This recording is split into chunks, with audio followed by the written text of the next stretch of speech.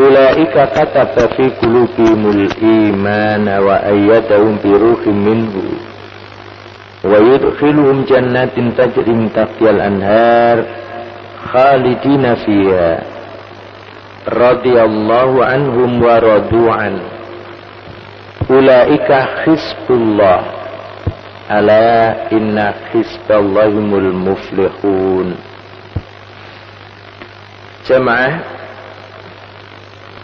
pada ayat ini Allah menjelaskan pada kita semuanya bahwasanya siapakah yang sesungguhnya orang yang benar-benar beriman. Kata Allah,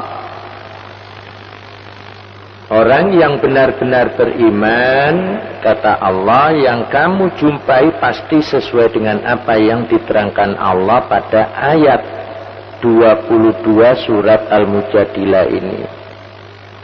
La tajidu qauman yu'minuna billahi wal yaumil akhir.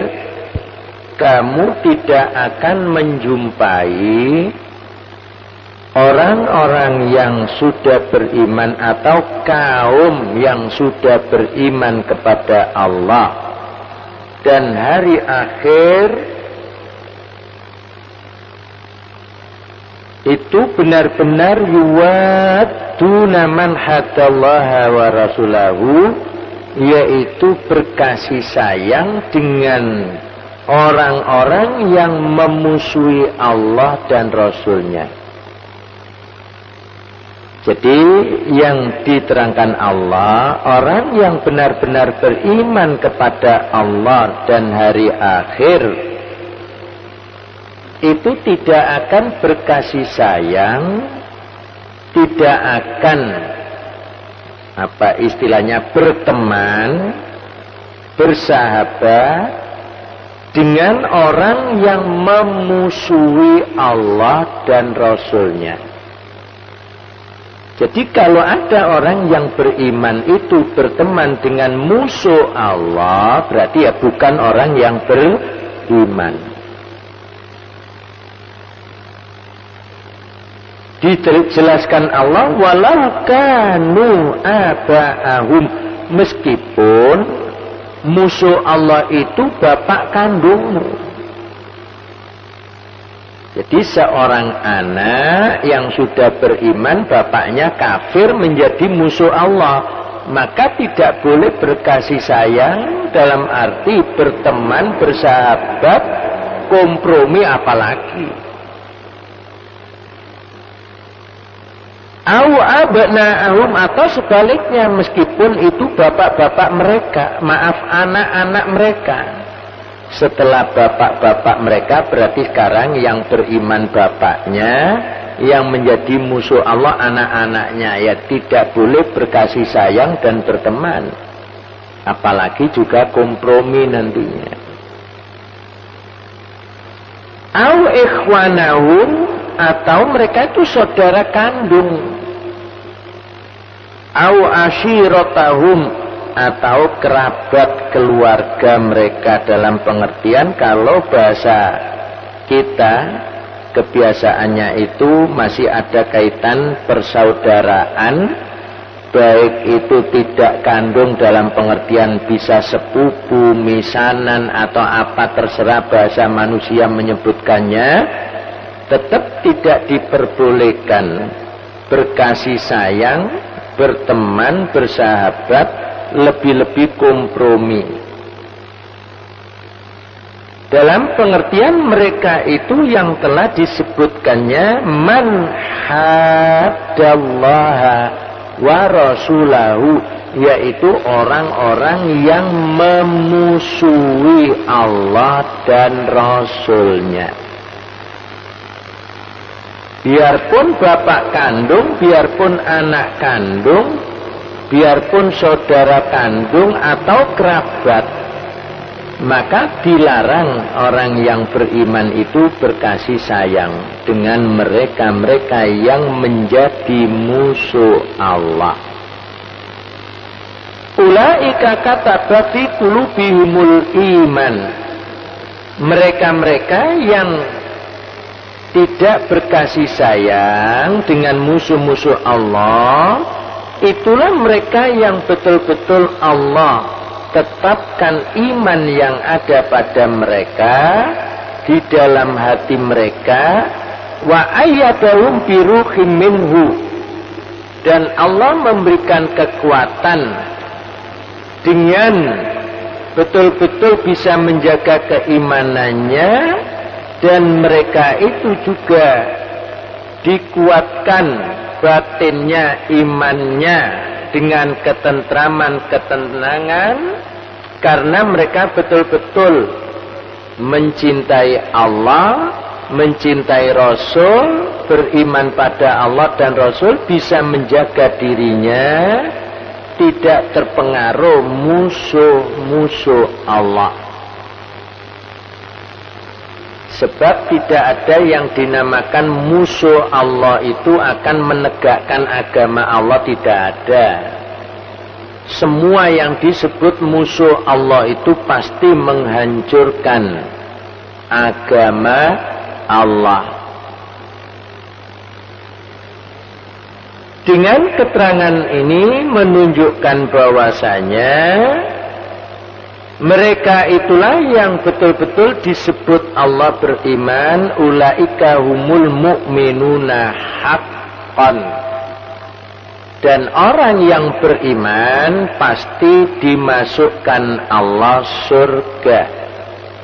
Tidak ada ceritanya orang yang benar imannya menurut penilaian Allah itu masuk neraka, nggak ada.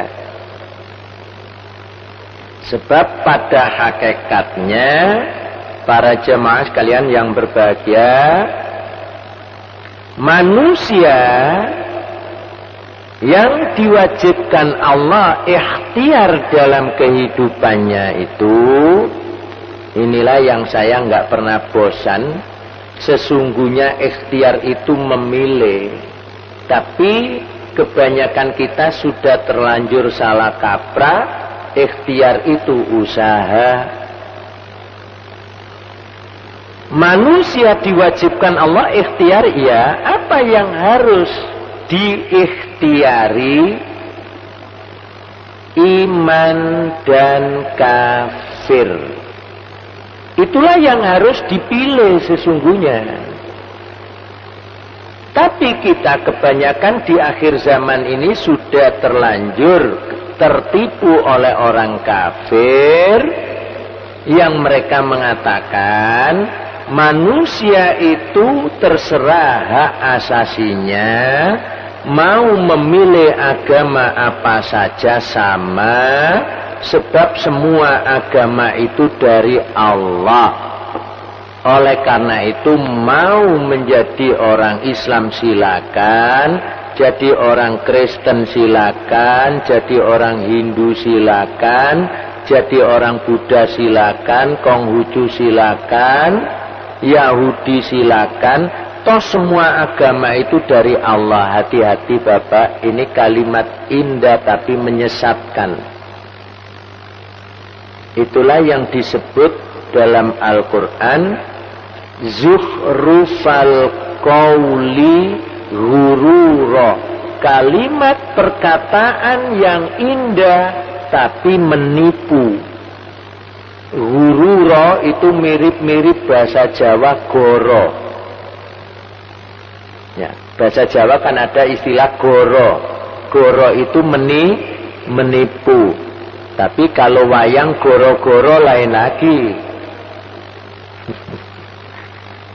Ada wayang istilahnya, ada istilah goro-goro. Lah ini lain kalau dalam pewayangan.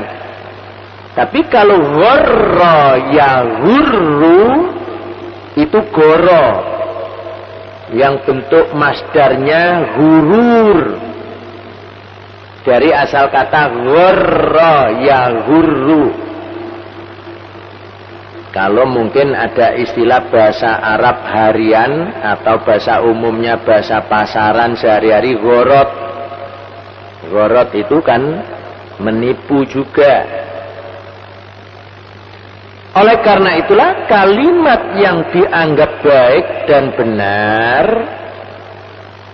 semuanya kebanyakan sudah menyimpang dari syariat Allah. Seperti tadi saya katakan tentang agama manusia itu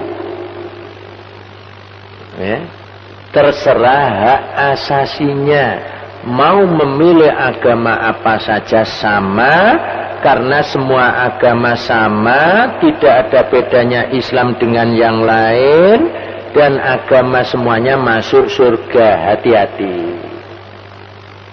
itu tidak ada keterangan satupun di dalam Al-Quran maupun Al-Hadis. Yang manusia diwajibkan Allah ikhtiar, yang pada umumnya ikhtiar diterjemahkan dengan usaha, padahal keliru. Allah mewajibkan manusia ikhtiar itu hanya dua, iman, kafir. Itulah sebabnya kalau ada manusia masuk neraka, tidak akan bisa menyalahkan siapa-siapa. Tidak akan bisa menyalahkan Allah, tidak akan bisa menyalahkan Rasul, bahkan juga tidak bisa menyalahkan syaitan. Oleh karena itu Allah terangkan semuanya ini di dalam ayatnya.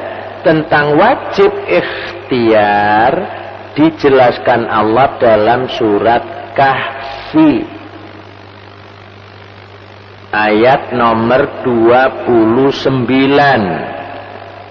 A'udzu billahi minasyaitonir rajim wa qulil haqqu mir rabbikum, dan katakan Muhammad, yang benar itu dari Tuhanmu. Faman saa'a falyu'min wa man saa'a falyakfur. Itulah yang diterangkan Allah di dalam surat Kahfi ayat 29, yang Nabi Muhammad diperintah Allah supaya menyampaikan kepada seluruh manusia bahwasanya Allah terangkan al-haqqu mir rabbikum, yang benar itu datangnya dari Tuhanmu. Rasul diperintahkan Allah menyampaikan kepada manusia seluruhnya, bukan hanya orang Muslim. Jadi yang saat itu berhadapan dengan Nabi, berjumpa dengan Nabi, orang-orang kafir dahulu, maka Allah perintahkan Nabi Muhammad supaya menyampaikan kepada mereka semuanya, yang benar itu datangnya dari Tuhanmu.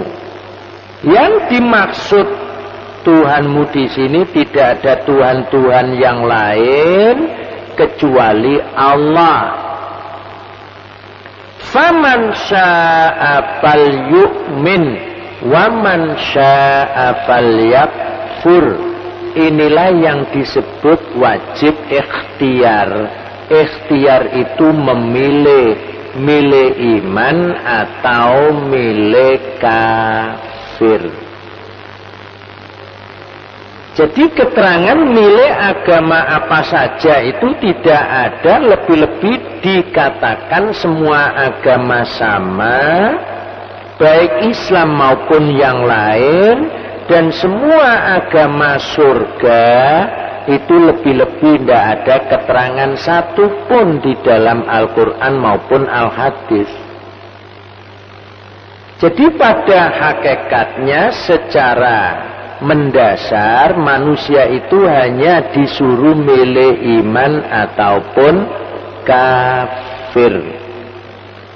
Itulah sampai kita sering mendengarkan dan menghafalkan ayat Allah dalam surat Al-Baqarah yang umum dengan ucapan la ikroha fiddin, tidak ada paksaan di dalam agama. Jadi uraian ini benar, ayat ini benar, tapi banyak orang salah memahaminya. Yang dimaksud la ikraha fiddin, orang kafir itu nggak usah dipaksa untuk masuk Islam. Karena untuk Islam itu pasti iman, orang iman pasti Islam. Itulah yang diwajibkan Allah memilih. Kalau ada orang tidak milih iman, milih kafir, hati-hati. Orang kafir itu pasti neraka. Dengan keterangan seperti ini, akhirnya Allah menjelaskan, inna a'tadna lidzalimina naran ahata bihim suradikuha. Sesungguhnya kami siapkan bagi orang-orang yang zalim itu neraka, api yang menyala-nyala, yang meliputi mereka, yang membakar mereka. Wa iyastaghitsu yughatsu bima'in kal muhli yasbil wujuh.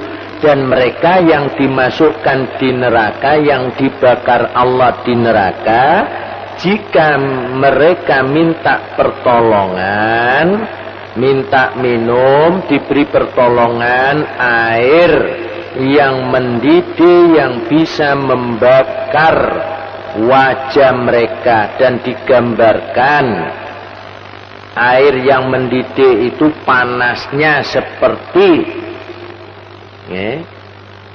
besi yang dilelekan itu. Kira-kira pinten derajat butune besi dilelekan? Ya? Kalau wedhus gembel aja itu berapa derajat, Mas? Itu pun sudah menghanguskan seperti itu wedhus gembel. Apalagi ini digambarkan minta minum, diberi minum cor-coran besi. Kita aja kopi yang baru dibikin langsung diminum tidak kuat, apalagi besi seperti susu kopi gitu, atau kopi susu. Gambaran seperti itu padahal besok lebih panas dari cor-coran besi. Itulah yang disebutkan Allah bi'sas syarab wa sa'at murtafaqa. Itulah minuman yang paling jelek, dan itulah tempat kembali yang paling jelek juga, yaitu neraka. Maka dengan keterangan itulah manusia yang diperintahkan Allah wajib ikhtiar itu bukan usaha, tapi memilih iman atau milih kafir. Kalau milih iman pasti Islam. Tidak ada orang yang mengaku beriman kemudian agamanya lain, itu enggak ada. Iman dan Islam itu satu kesatuan yang tidak bisa terpisahkan. Iman ya Islam, Islam ya iman. Maka selain itu disebut Allah kafir, meskipun mereka itu mengaku dirinya beragama. Hati-hati para jamaah, selama ini kita masih memahami orang kafir itu orang yang tidak beragama. Sebab kita terpengaruh pembagian manusia ada 3 kelompok di dalam urusan ketuhanan. Ini sudah mendunia. Kelompok pertama ateis. Siapa yang ateis itu? Orang yang tidak bertuhan. Biasanya disebut ateis itu adalah komunis. Ya, betul kan begitu? Pengakuan seluruh manusia di muka bumi. Yang kedua monoteis. Orang yang menuhankan satu Tuhan. Yang ketiga, kelompok manusia politeis yang menuhankan Tuhan banyak. Ini yang sering saya ditanya, makanya saya angkat juga berkaitan dengan wajib ikhtiar. Ustadz, dalam kelompok ini Islam itu termasuk yang mana? Islam tidak termasuk yang tiga itu. Kalau kita masukkan Islam itu monoteis, padahal kita belajar tentang sejarah di Jepang, ada orang yang beragama menyembah matahari, agama Shinto, ya. Matahari jumlahnya 1. Apakah sama kita orang yang beragama Islam?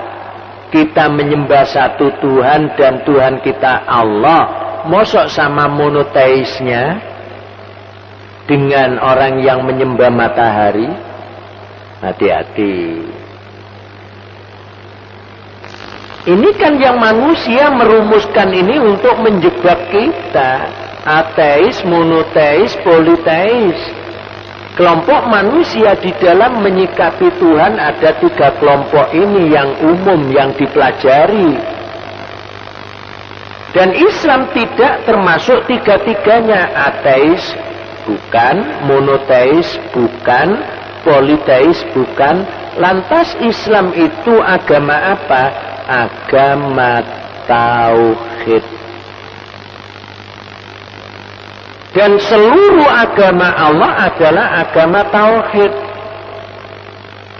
Mulai Nabi dan Rasul yang pertama diutus Allah, hingga Rasul yang terakhir membawa ajaran tauhid. Agama tauhid itu agama yang satu-satunya menyembah Allah. Itulah ditegaskan Allah dalam surat An-Nahl ayat nomor 36. A'udzu billahi minasyaitonir rajim. Walaqad ba'atsna fi kulli ummatin rasulan. Dan sungguh kami mengutus setiap umat itu hanya seorang rasul. Ani'budullah wajtanibut taghut. Dan rasul semuanya menyeru sembahlah Allah dan jauhilah, hindarilah penyembahan terhadap taghut.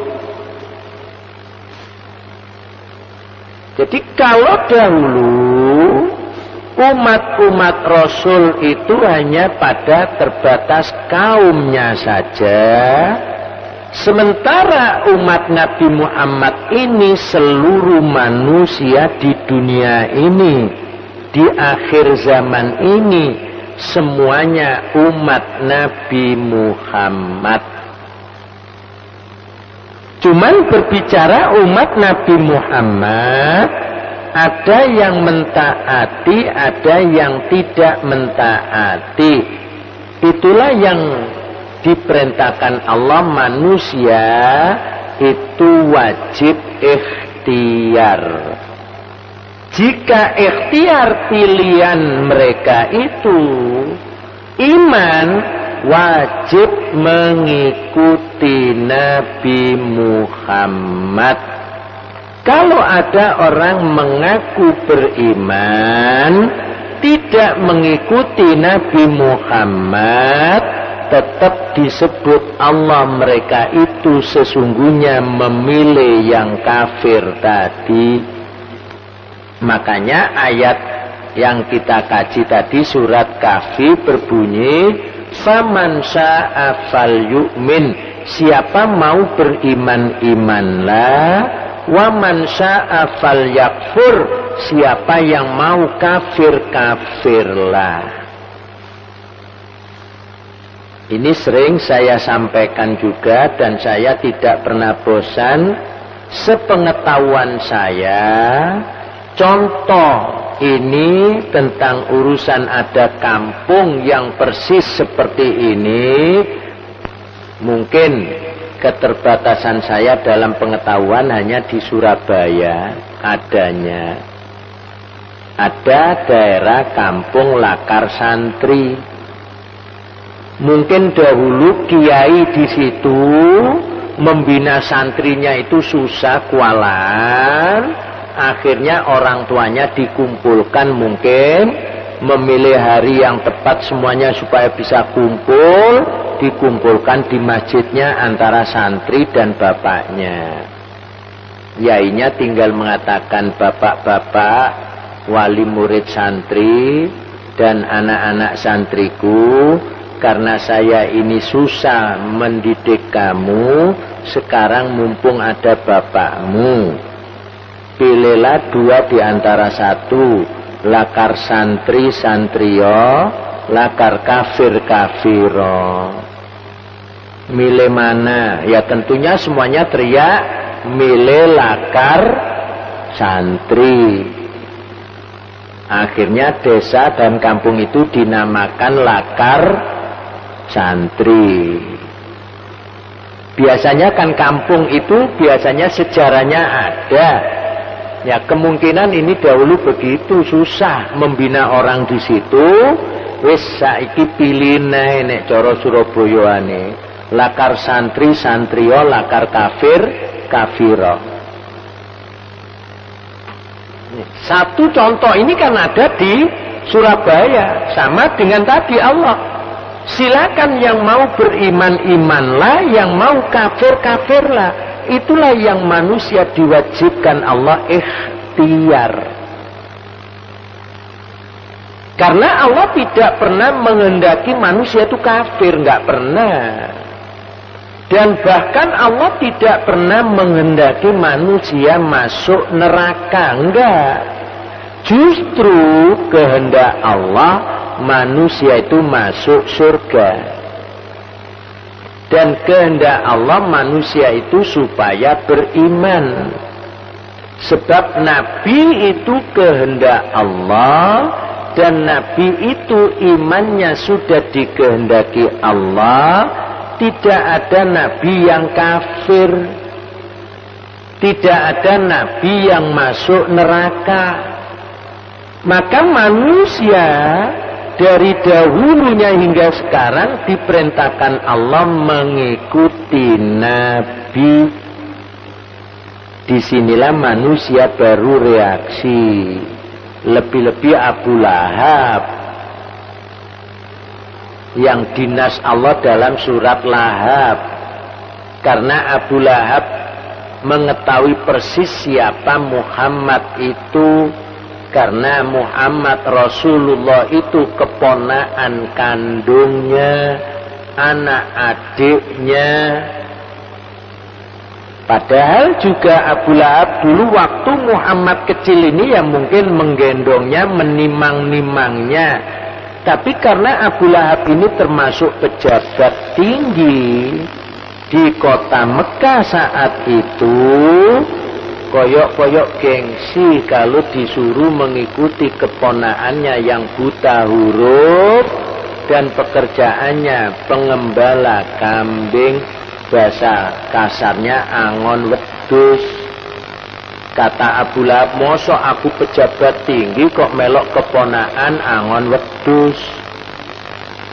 Ini istilah orang tua kita, ada istilah mosok ono kebo nyusu gudel. Kan tidak pernah ada kerbau nyusu gudel. Gudel itu kan anaknya kerbau. Yang nyusu itu ya gudelnya nyusu kerbau. Nah saya ini orang sudah tua, Pak D-nya Muhammad, kok disuruh mengikuti Muhammad? Ada apa dengan Muhammad? Wong Muhammad itu anak bodoh, buta huruf, nggak pernah sekolah. Logikanya masuk loh Pak. Saya kan pejabat tinggi. Makanya akhirnya Abu Lahab memprovokasi orang-orang Mekah, membagi-bagikan uang, tapi dengan catatan jangan nyoblos Muhammad. Kalau pinjam istilah bahasa sekarang. Jadi yang pertama money politik itu ya Abu Lahab itu. Makanya dinas Allah dalam Al-Quran surat Lahab atau surat Tabbat atau surat Al-Masad. Dan istrinya mendukung. Yang mempengaruhi wanita-wanita Mekah saat itu. Semuanya mendapatkan uang dari istrinya Abu Lahab, tapi dengan catatan jangan milih Muhammad, milihlah Abu Lahab. Maka Abu Lahab dinas Allah sayasla naron dzata lahab wamro'atuhu. Nabi diselamatkan Allah karena Rasulnya biarpun dimusuhi Pak Punya, Pak D-nya, Nabi tetap diamankan Allah. Justru Allah menurunkan ketetapan Abu Lahab itu yang masuk neraka bersama istrinya. Inilah ketetapan Allah. Makanya kalau ada orang yang mengaku beriman, berkasih sayang dengan musuh Allah, berarti orang itu belum beriman menurut Allah. Sebab orang yang menjadi musuh Allah itu tidak pernah ada yang menegakkan agama Allah. Dan orang yang benar-benar dinilai Allah imannya, wa yudkhilhum jannatin tajri min tahtihal anhar khalidina fiha. Allah masukkan mereka orang yang beriman itu ke dalam surga yang di bawahnya mengalir sungai yang penuh dengan kenikmatan. Jadi sungai itu tidak hanya air, kalau ada madu ya sungai itu alirannya bukan sungai air tapi madu. Nah, ini kalau madu aja seperti sungai, jangan terus berpikir lah tawonnya seberapa itu nanti, lah ini gegeran nanti. Berbicara susu seperti sungai, lah sapinya itu seberapa jumlahnya? Kalau susunya aja seperti sungai, lah ini tidak bisa kita gambarkan seperti di dunia ini. Memerah susu dari sapi, madu dari tawon, lah besok kalau seperti itu kan berarti sama, tidak ada bedanya surga dengan dunia. Padahal Nabi pernah ditanya, ya Rasul, perbandingan antara dunia dengan surga itu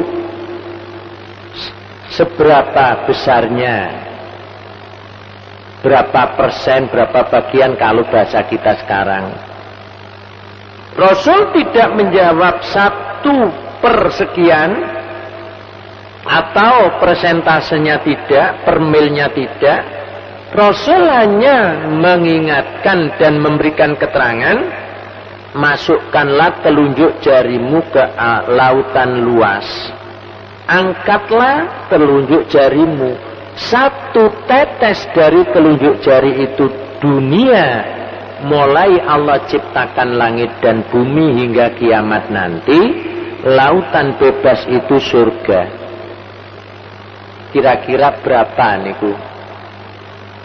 1 tetes ini dunia, mulai langit dan bumi diciptakan Allah, berarti manusia belum ada, ila yaumil kiamah, sampai kiamat itu terjadi, itu baru 1 tetes dari telunjuk jari.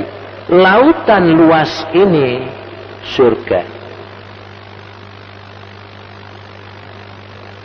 Makanya dahulu kita kaji dalam surat Al-Insan, wa idza ra'aita, kalau kamu melihat surga, pastilah kamu akan mengatakan dan melihatnya, ra'aita sama na'iman wa mulkan kabira, yang penuh dengan kenikmatan dan merupakan kerajaan yang paling besar.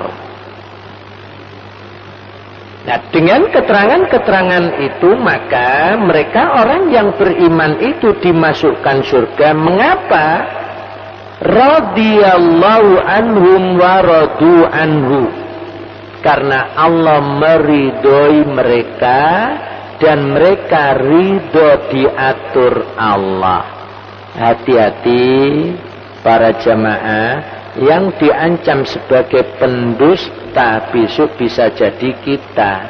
Orang yang mengaku beragama Islam, beriman, tapi tidak pernah ridho diatur Allah.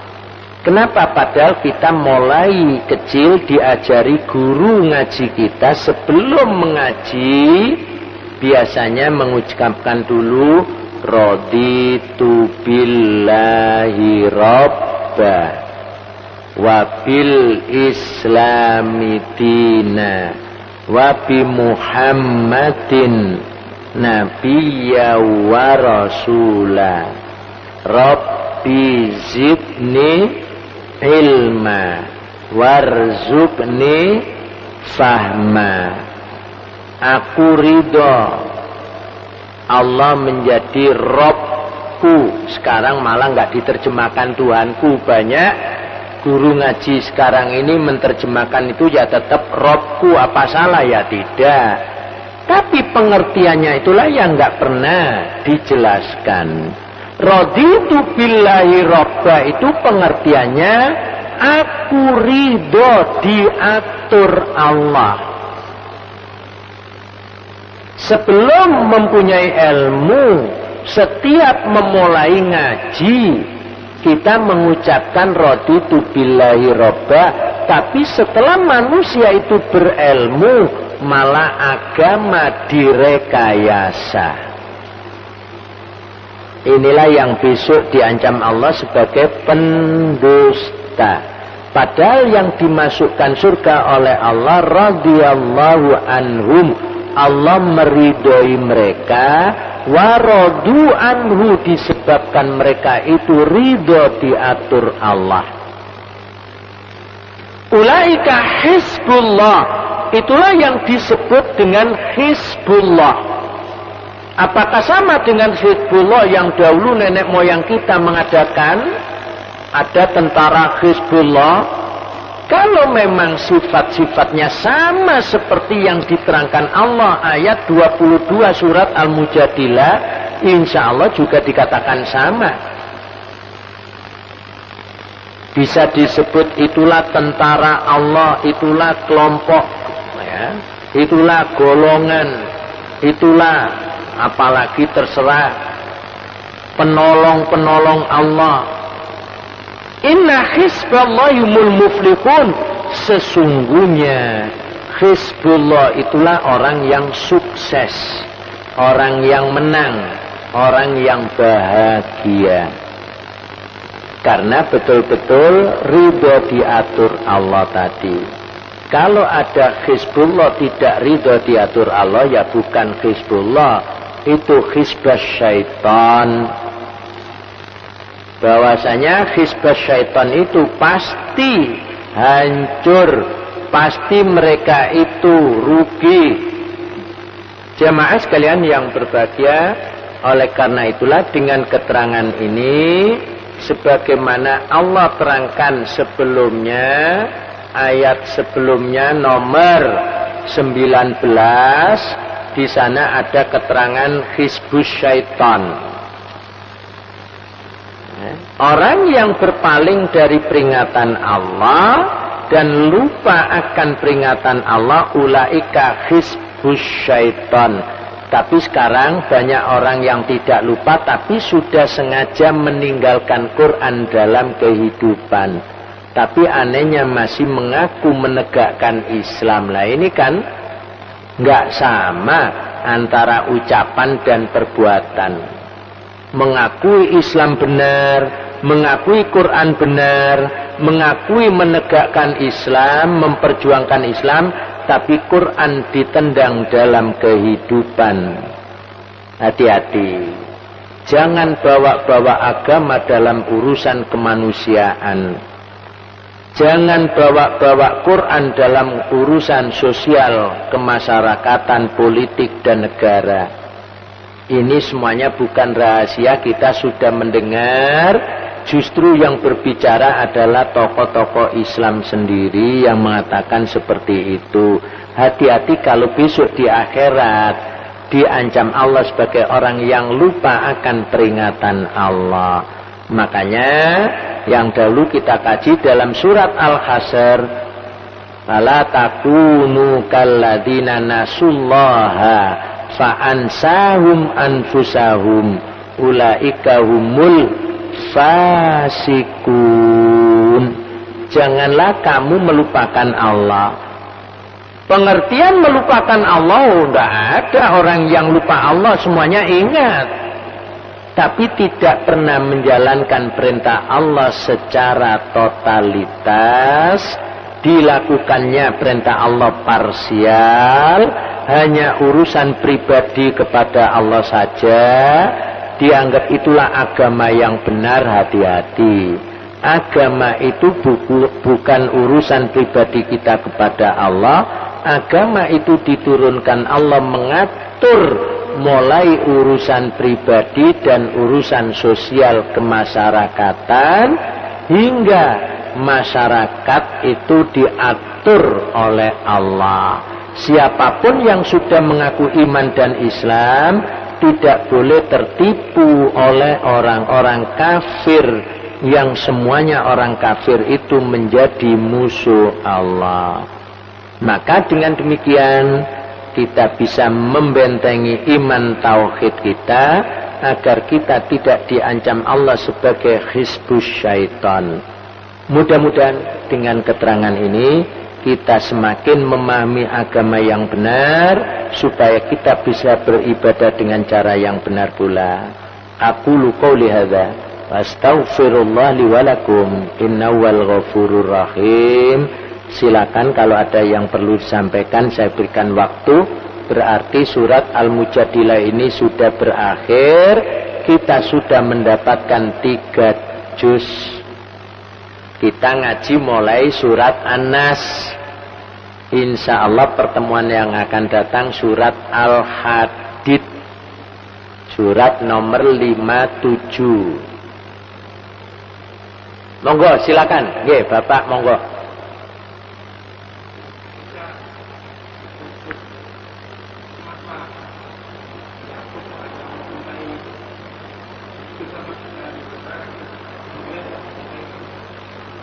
Ya, kalau kita lihat, seorang bapak itu lebih mengetahui siapa anak-anaknya. Mungkin yang lain-lain itu banyak yang mengingkari bapaknya. Ternyata kan betul dugaan bapaknya. Nabi Yusuf kan dicemplungno sumur, diwara, dimakan. Nah ini kok mau dicintai orang tua, ya tidak mungkin toh Bapak. Karena perilaku Nabi Yusuf ini yang benar-benar taat kepada orang tua dan agama. Insya Allah kalau berbicara cinta, mungkin Bapak lebih cinta pada ini ya. Tapi namanya anak, meskipun anak itu mursal karena bapaknya kaya, minta beli kendaraan sepeda motor dibelikan. Ternyata setelah itu dijual. Ngamuk-ngamuk lagi minta, ya diberi lagi. Itulah gambaran di dunia ini orang kafir, orang muslim, justru yang malah lebih mewah hidupnya orang kafir.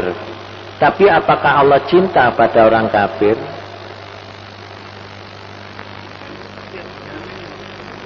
Ya, kan Benyamin itu juga meneruskan kenabiannya. Karena tidak disebut saja di dalam Quran Nabi. Sebab Bani Israel itu dipimpin Nabi terus. Terakhir yang dikisahkan Allah dalam surat Yasin, itu ada yang disebut Habib An-Najjar. Itu juga meneruskan ajaran-ajaran dari nabi-nabi sebelumnya. Musa mendapat Taurat, akhirnya ada lagi nabi-nabi sebelum Allah mengangkat Isa dengan Injilnya. Akhirnya Taurat sesungguhnya tidak diberlakukan lagi karena Isa diangkat juga pada kaum yang sama, Bani Israel.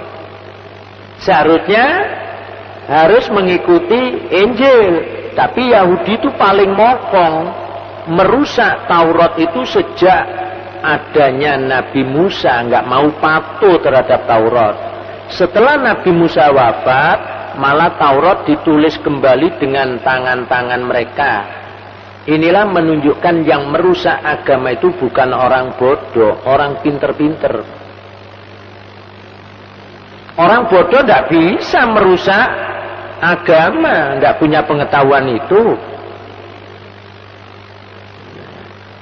Akhirnya Injil pun dirusak. Tapi Allah memang sengaja meneruskan seluruh ajaran itu, ada nabi, anak nabi, kecuali setelah Nabi Muhammad. Makanya di dalam surat Yasin kan dikisahkan wajah min aqsal madinati rajului yas'a qala ya qaumi ittabi'ul mursalin ittabi'u man la yas'alukum ajra wa hum muhtadun. Tapi kebanyakan surat Yasin di Indonesia ini dibaca kalau ada orang mati. Sengurip gak tahu memahami Yasin. Makanya banyak ngawuria. Setelah terjadinya Gunung Merapi meletus, malah semakin merajalela kemusyrikan. Mosok Gunung Merapi di Jogo Petruk? Kan banyak pengakuan seperti itu, santer. Sampai mengadakan sesaji lagi, kerbunya ngamuk. Lo kerbunya aja sudah pinter, mau disajikan nggak mau. Berarti kerbu S1 ini sudah. Kan diberitakan di TV kerbunya ngamuk, kan berarti sudah pinter. Nggak mau disajikan kerbunya. Nah, hati-hati. Inilah yang disebut jahiliyah modern. Sudah zaman modern kok sih percaya gunung di Jogo Petruk. Lah Petruk itu makhluk dari mana? Yang Petruk ngamuk lah, ini repot. Hati-hati. Dengan adanya ini kemusyrikan bukan malah hilang, malah merajalela. Kalau manusia itu diancam Allah musyrik, neraka.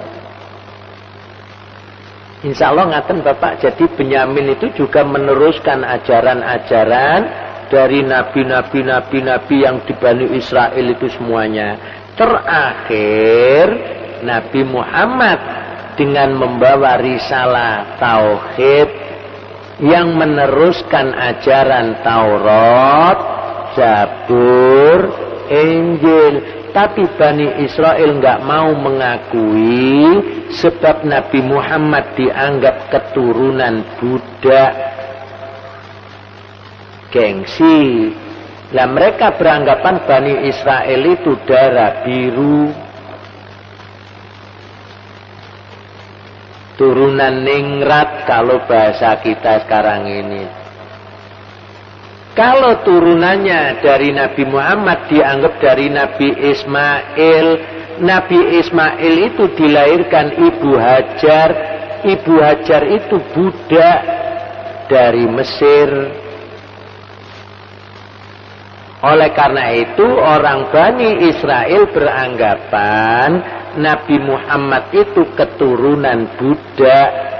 Yang dianggap budak itu Ibu Hajar tadi. Meskipun toh bapaknya sama Nabi Ibrahim.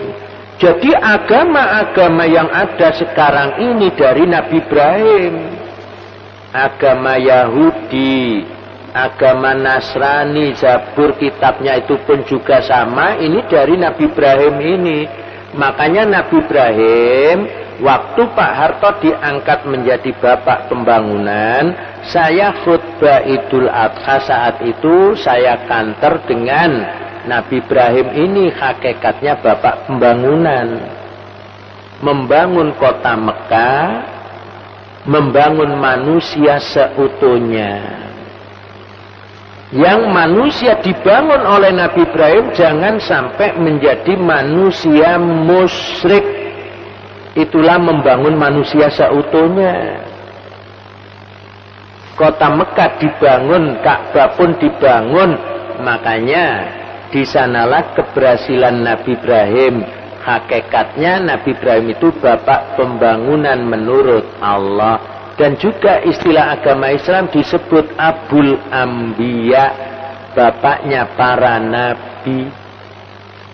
Ampun Bapak, ada lagi satu saja, kalau ada monggo saya berikan waktu. Kalau ada monggo satu saja. Nggih, monggo Mas, monggo. Monggo, nggih.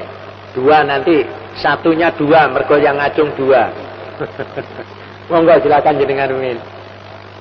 Ya, agak keras sedikit. Tambah suwe tambah dublek loh Mas ini Mas, nggak bisa. Yeah. Ya.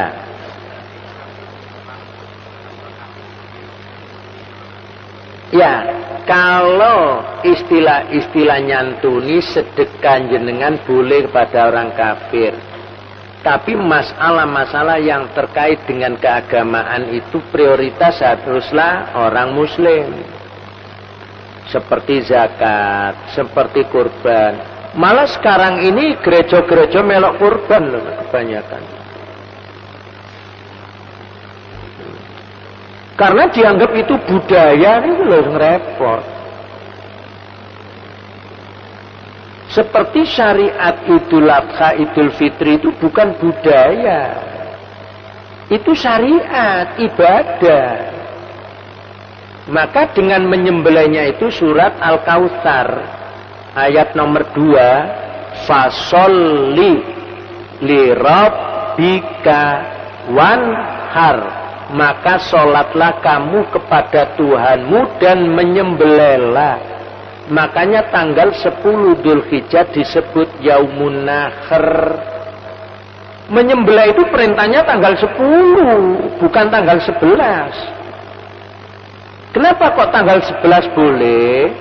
Karena Nabi pernah dawuh, man lau sa'atun falam yudhahi fala yaqrabanna musallana.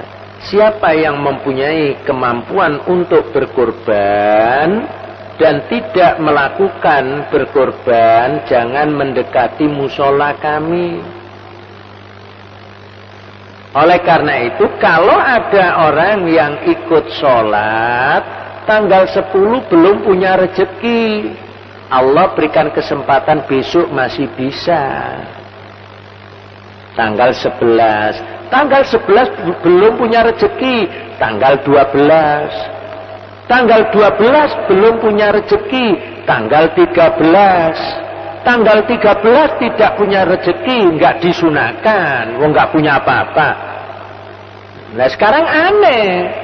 Saya diceritai orang yang baru pertama ikut terlibat panitia kurban. Ustadz, saya ini jadi panitia kurban baru sekarang ini. Dihujat teman saya banyak Ustadz. Loh kenapa Bapak? Kan teman saya ini banyak yang kaya-kaya. Saya sengaja tidak kasih mereka kambing itu. Saya bagikan pada orang yang berhak menerima. Saya diduting-duting dadi panitia kurban wis lali ambek kanca jarene. Lho, kok iso ngono kok awakmu ngomong? Buktine aku gak mbok kei kambing. Lho, kok sik sugih itu minta. Saya guyoni nyetoro kambing nang aku kok tak kei kambing. Lah kok njaluk kambing tok daginge gak tahu nyetor kambing. Padahal ini mampu. Nah ini loh kadang-kadang banyak orang yang beragama tidak memahami.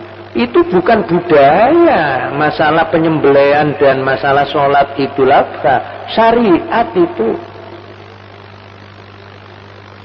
Ampun, bisa dipahami.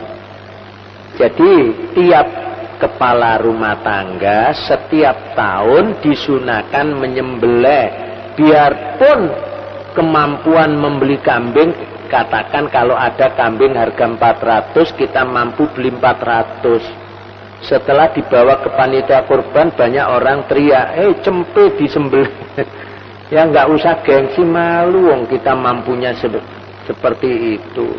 Cuman yang roto-roto nuwun sewu, kebanyakan urunan. Lah ini Urunan yang dibolehkan kan hanya sapi, hanya 7 orang. Kalau kambing itu nggak usah urunan, mulai TK sampai masyarakat urunan toai. Insya Allah seperti itu tentang kurban. Monggo, silakan Pak. Yeah.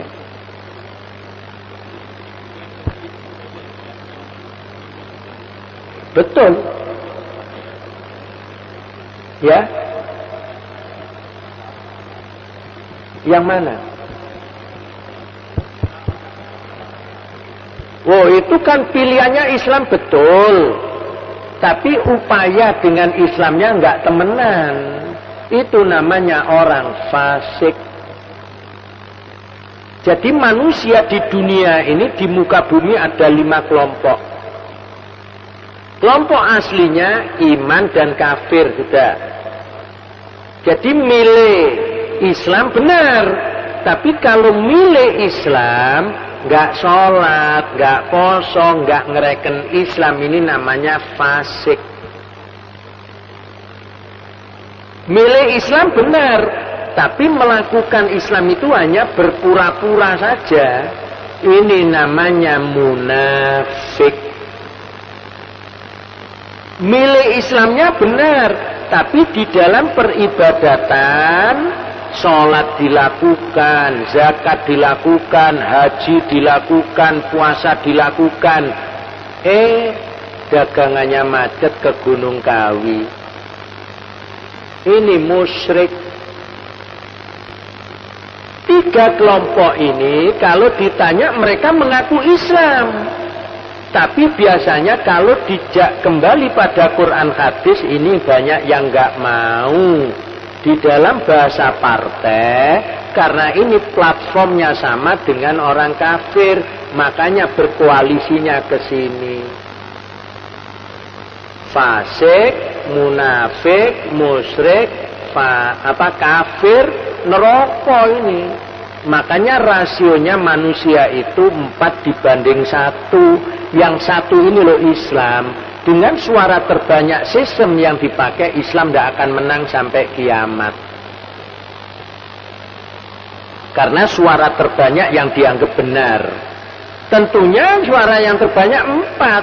Tidak mungkin 4:1 menang 1, itu tidak mungkin. Pasti menang yang 4, karena yang diambilkan suara terbanyak. Yang kelompok 3 ini Islam semuanya kalau ditanya Bapak.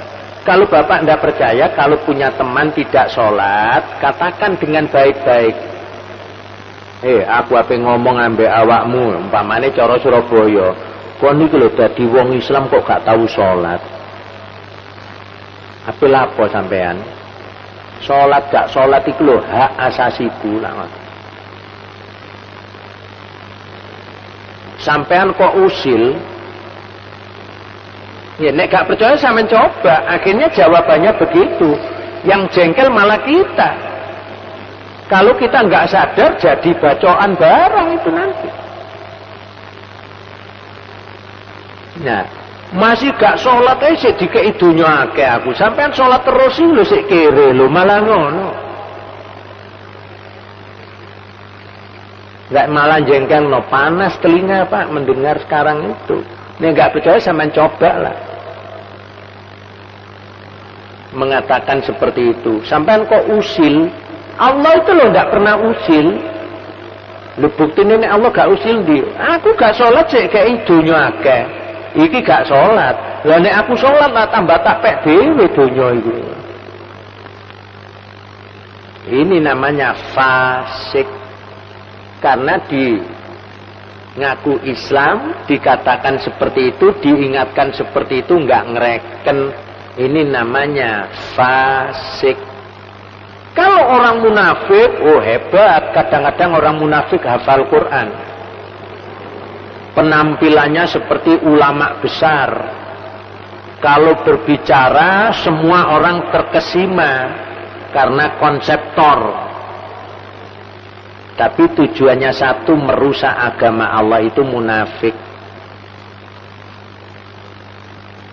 Hati-hati. Orang musyrik yaitu tadi menduakan Allah. Nah, orang kafir itu juga orang musyrik karena menyembah selain Allah.